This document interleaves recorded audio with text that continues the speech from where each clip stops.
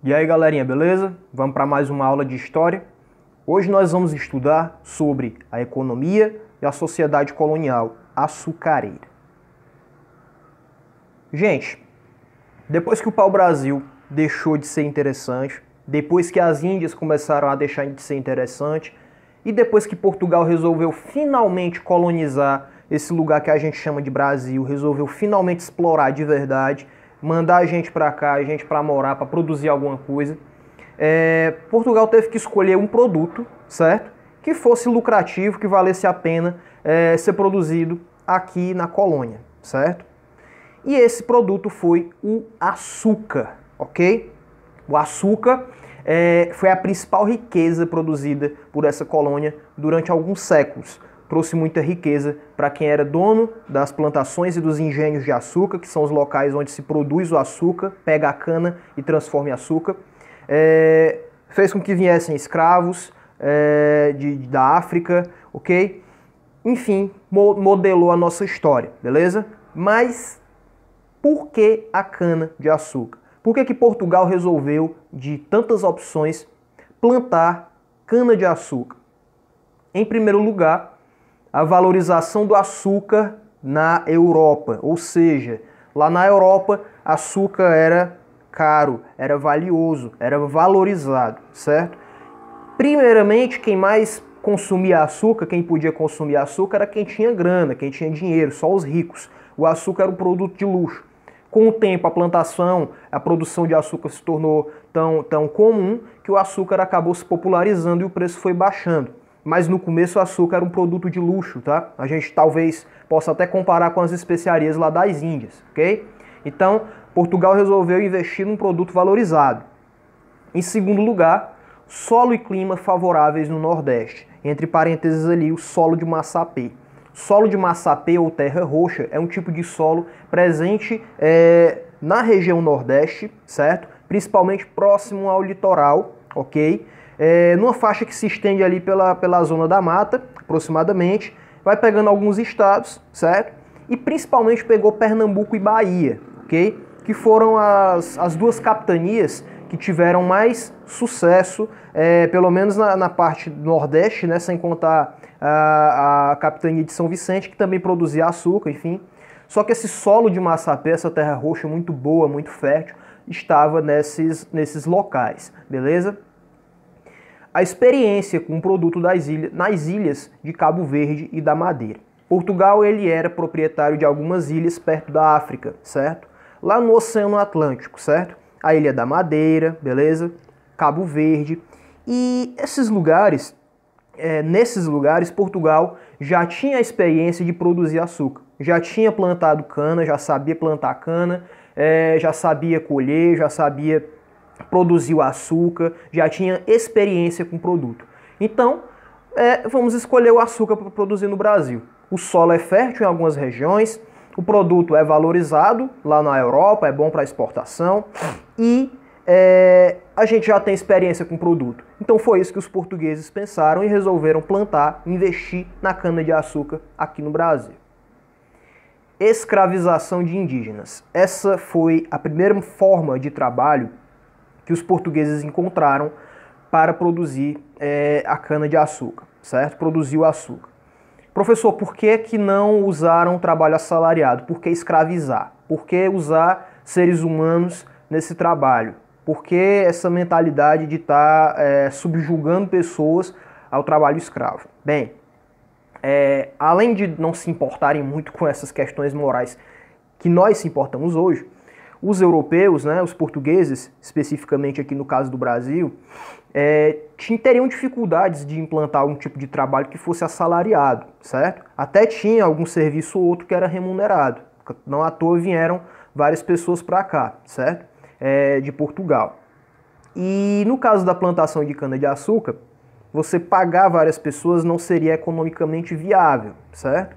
Sem contar que como o Brasil era uma enorme extensão de terra, pessoas poderiam vir, mas escapulir, resolver se adaptar a um determinado terreno, plantar suas próprias plantas nesse lugar, enfim. como era uma terra muito grande, a pessoa podia não ficar sendo obrigada a ficar no lugar. Ela é livre, então eu vou me embora, eu vou plantar meu roçado aqui e vou sobreviver sozinho, certo? Enfim, os índios, eles não tiveram muito sucesso como escravos, certo? Portugal começou a utilizar, certo? Os portugueses e posteriormente aqueles chamados de brasileiros mesmo, começaram a usar os índios. No entanto, não tiveram muito sucesso. Em primeiro lugar, os índios eram vulneráveis a doenças trazidas pelos europeus. Como eu já cansei de falar em outras ocasiões, os indígenas são povos que ficaram isolados na América durante milhares de anos. Enquanto os europeus, asiáticos, africanos se interagiam uns com os outros e desenvolviam resistência a determinadas doenças, conheciam certas doenças, o organismo deles, o indígena isolado na América não conhecia essas doenças. O organismo do indígena era frágil a determinadas doenças existentes na Europa. Então, quando essas doenças atingiam um determinado indígena, o contágio com outros era grande, certo? As mortes também eram muito numerosas, porque o indígena tem um organismo mais vulnerável a doenças desconhecidas. Nós também temos, certo? Uma doença nova surge por causa de uma evolução, transformação num vírus ou numa bactéria, nós também somos vulneráveis. Até que o organismo reconheça, até que surja uma vacina, enfim, até que o nosso corpo se adapte, certo? Os indígenas não conheciam certas doenças trazidas pelos europeus e acabavam sofrendo mais do que eles com essas doenças. Eles não eram adaptados ao trabalho, certo? O indígena ele não tinha essa mentalidade de trabalhar para acumular coisas, certo? O indígena ele era muito sossegado, ele caçava, ele pescava e ele plantava aquilo que servisse apenas à sua sobrevivência e pronto. A ideia de ter uma enorme plantação para ter excedente, ou seja, ter produto em excesso para vender, não fazia parte da mentalidade do indígena, certo? Ele não era também acostumado a esse tipo de trabalho, certo? O indígena ele era acostumado a uma vida livre, uma vida de sossego, certo? De adquirir apenas aquilo para sua sobrevivência sem demais preocupações. Além disso, mexia também com a mentalidade deles de reconhecer certas tarefas, como por exemplo, a ideia de que o trabalho na lavoura, o trabalho na plantação é um trabalho feminino. Então, para o índio homem, aquilo não era admissível, por exemplo. Então, houve resistência por parte dos indígenas, certo? Eles não queriam trabalhar e, de fato, eles não produziam tão bem, tá? Os brasileiros, os portugueses, os senhores de engenho, acabavam vendo que não era bacana utilizar o trabalho do indígena.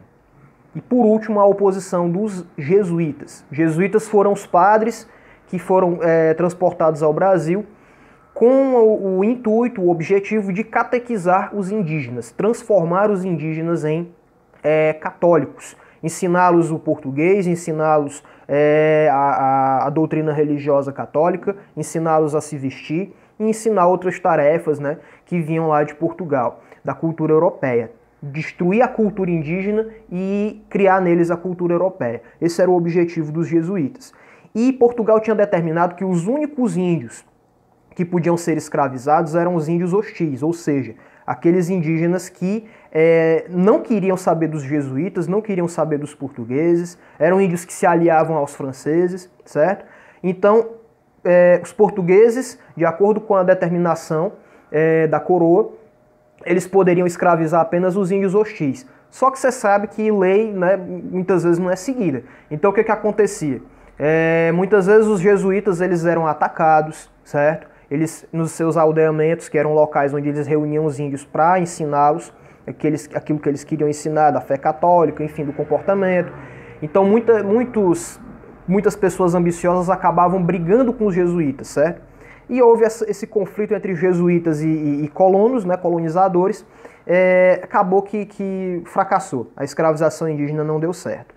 Lembrando que muitos ainda, mesmo com esse fracasso, acabavam optando por escravizar índio, porque o escravo africano era muito mais caro, ok? Mas se ele pudesse, obviamente, esse dono de terra que usa o trabalho escravo, utilizaria o trabalho africano, que é o que nós vamos falar agora. Escravização de negros africanos. Por que Portugal resolveu desistir, de certa forma, dos indígenas e apelar para trazer pessoas da África escravizadas? E olha que a gente viu muito sobre isso em História da África, né? O que acontecia na África, o que Portugal fez na África, fez os reinos brigarem entre si, né? Para capturar escravos, enfim. Em primeiro lugar, escassez de mão de obra, ou seja, falta de mão de obra. Já não tinha mão de obra livre, como eu falei, né? Era muito, o cara não queria trabalhar como assalariado trabalhando nisso aí, plantando cana, né? Colhendo cana, cortando cana. Ele preferia fugir para uma terra distante e viver do seu jeito. E aí os indígenas, que também não deu certo. Em segundo lugar, os africanos eram mais habituados ao trabalho exigido, ou seja, eles já conheciam a agricultura, já viviam daquela maneira, certo? Já conheciam técnicas agrícolas e também metalúrgicas, como a gente também já viu em outra aula lá sobre o Congo, certo? Que os africanos eles tinham habilidades que os indígenas não tinham. E o tráfico negreiro era muito lucrativo. Isso aqui é muito importante, pessoal. Mesmo que tivesse mão de obra, mesmo que os indígenas tivessem se adaptado ao trabalho, certo? Mesmo que não precisasse trazer ninguém da África, os colonizadores aqui, os colonos brasileiros, os portugueses, ainda iam utilizar o trabalho escravo africano. Por quê? Porque o tráfico negreiro, ou seja, o comércio de escravos da África, era muito lucrativo, certo? Muita gente enriqueceu com o comércio de escravizados, certo? A pessoa saía daqui com produtos baratinhos, certo? Com pólvora, com fumo, com bebida alcoólica, certo? Com algumas armas e voltava com os navios carregados de seres humanos, certo? E quando chegava aqui, eles vendiam o triplo, o quádruplo, o quíntuplo do valor que eles tinham investido no comércio e na viagem, certo? Então era um negócio muito rentável, muito lucrativo, ok? Então, de todo modo, esse foi talvez o principal motivo. Dava muita grana. E aí a gente está vendo aqui, né? Isso aqui, pessoal, é uma venda de pessoas escravizadas, tá? Como você pode ver, as pessoas estão aí presas, né? Tem criança, tem mulher, e estão oferecendo as chamadas peças, né? A venda de seres humanos para que as pessoas utilizassem. E aqui, gente, é um engenho de açúcar. O engenho é o lugar que transforma a cana em açúcar, certo? Primeira etapa vem a plantação, depois a cana cresce, é cortado, transportado lá para a moenda. Bem aqui, ó. Na moenda, essa cana é moída, certo? É extraído um líquido, o suco, né, da cana espremida. E esse líquido ele vai ser aquecido, certo? Cozinhado. Depois ele é colocado em forma, tá bem aqui. Essas formas, eles vão, com o tempo, aquele líquido vai cristalizar e vai formar o açúcar, que depois vai ser purificado, vai passar por outro processo para melhorar a qualidade, certo? Então isso era o engenho de açúcar. E isso era o centro de poder aqui no Brasil, ok?